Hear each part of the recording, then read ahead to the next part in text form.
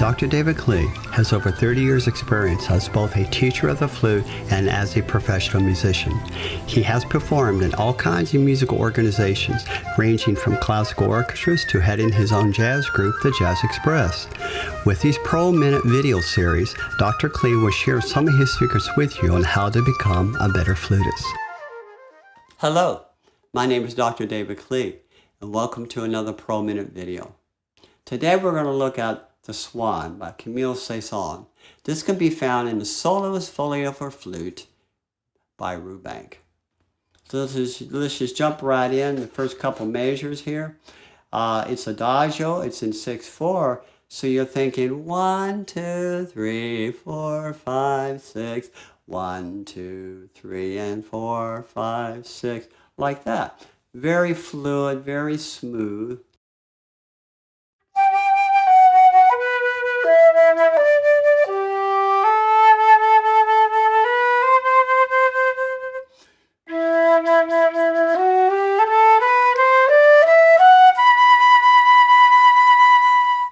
Okay, so let's take a look at what I just did.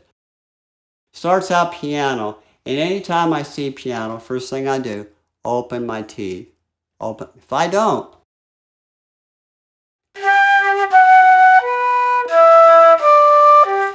it sounds real stuffy. The notes are hard to get out. I have to blow harder. And if you just like a little crank, you open your teeth. And you can play as soft as you want. Alrighty. Now, when we get to measure 5, what happens at measure 5 is it's low. And since it's low, I use my low embouchure. You actually have 3 different embouchures. And I've had people tell me, well, I don't think I use 3 embouchures. All flute players do. You have to. If you only have 1 embouchure, you can't play high or low or in the middle. You can only play 1 or 2 of them.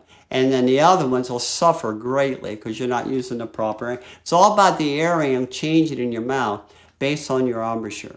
That's how you do low, middle, and high range. So anyway, down to the low range, you want the low range embouchure, which is very flat and firm. Pull back.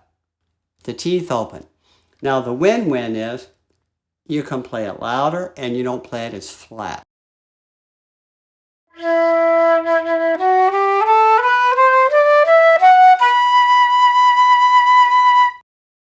If I use the middle range embouchure, it would sound like this.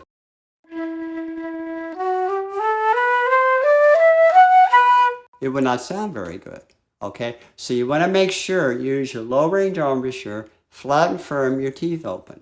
Alrighty. So now what I do with those eighth notes, I make sure they're very legato. Ya da da. I'm tonguing them, but I'm not going dot dot dot dot dot dot dot. Very legato. I just do it like that.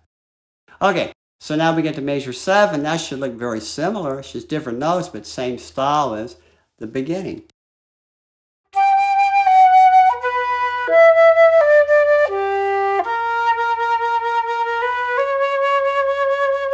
Okay, now, measure 8. Starts out with an A sharp. What is an A sharp? A B flat. And then we have that horrid C sharp. And they can be very rough on a young flute player. I don't care if you have a student line flute or a handmade professional flute like mine, that C sharp is going to be sharp. So you have to do what they call, do something, either lip it down or change your fingerings to get that note in tune. Particularly right there, because what's going to happen is your pianist has probably got at least 2 C sharps it's playing. And you'll look like a red flag waving, hey, I'm sharp.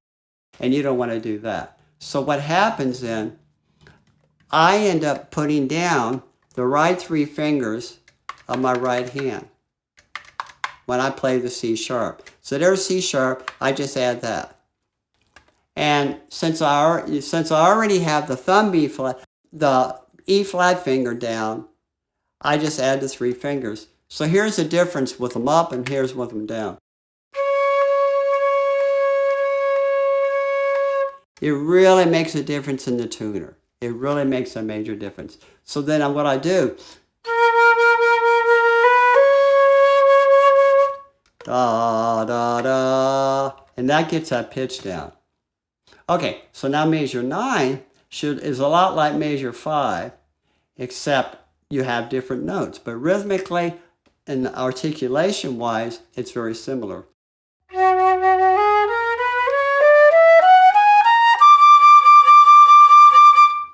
Alrighty, and then measure 11, again, it's different notes, but styling-wise, it's very similar.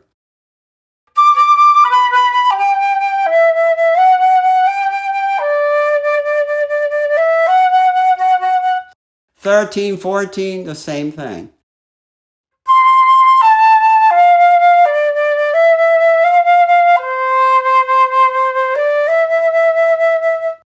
Now, 15, 16, we're going to start softer and then crescendo into 16. And then at the end of 16, we decrescendo.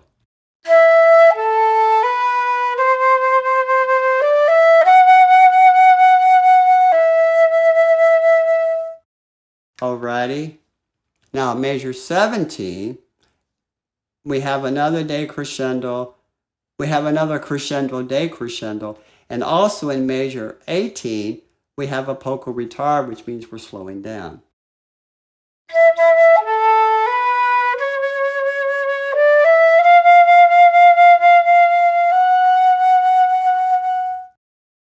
Alrighty. Now when we get to 19, this should look very, very familiar. It's just like the introductory statement. Ya da da dee da da da da da. It's absolutely identical until you get to measure 23. Okay, so all that is the same. Now 23, we're at mezzo forte.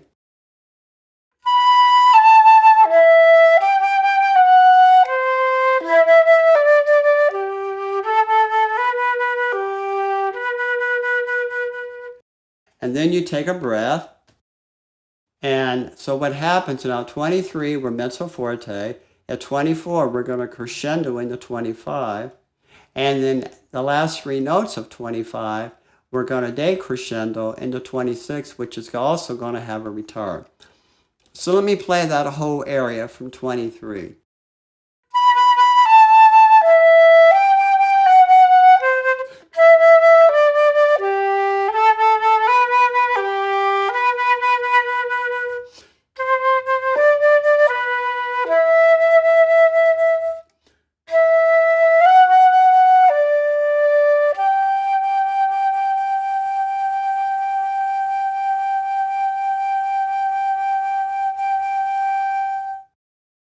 Okay, so what on earth am I doing? So 23, we're mezzo forte. 24, we crescendo into 25.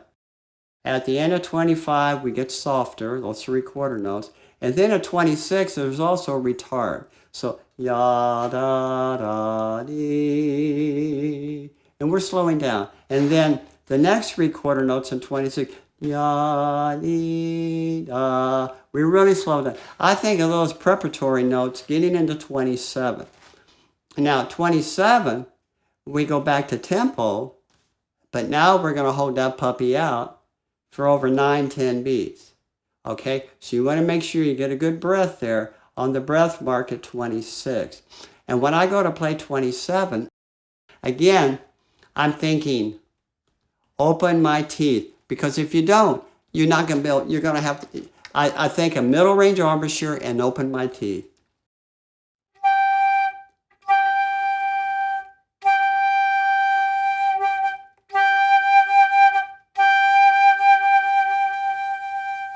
And I can get very soft if I do that. Alrighty? This is a beautiful piece of music. Absolutely beautiful. And feel free as you work with this. What I like to do, I like to think of a 4-measure phrase. You have the beginning, the middle, and the end. But typically in a piece like this, you want to think of increasing energy throughout that phrase, and then you want to conclude at the end of the phrase with your energy. So what I do, I may get a hair faster, and by the end of the phrase, I slow it back down a hair. And what you're doing, you're pushing this energy, releasing it, getting ready for the next 4-measure phrase, push it a little bit, release it. And what you're doing, you're breathing life into this piece of music. And that's what makes it so beautiful. Alrighty? So, and your pianist will work with you. You don't want to just be a metronome. Dee da da, dee da da da. That is so boring. I would think ya da da dee da da dee da dee. You know, and then like measure 5, dee da da dee da da da dee da dee. You know, something like that. Measure 7 and 8. Da da da dee da da dee da dee. See how you're kind of pushing into the phrase, backing off at the end of the phrases. And by doing that with this, and you also work with the dynamics, you're breathing life into this, and that's what makes this thing work so well. It's just absolutely beautiful piece of music, and so I think you're going to have some fun with this. It's a fabulous piece. It's made pretty much for the modern flute when it was written. Originally, this is an orchestral piece, so feel free to go to YouTube and just type in the SWAN, CAMILLE Saison, and you'll see probably 50 videos of this with different orchestras playing it. And it's absolutely gorgeous. Really give you an idea how this goes. And then when you play it on flute, you'll have a better idea how to interpret this and how to make this come to life. So I think that'll work for you very, very well. So until next time, this is Dr. David Klee, and we'll talk to you later. Bye-bye. Have a great day.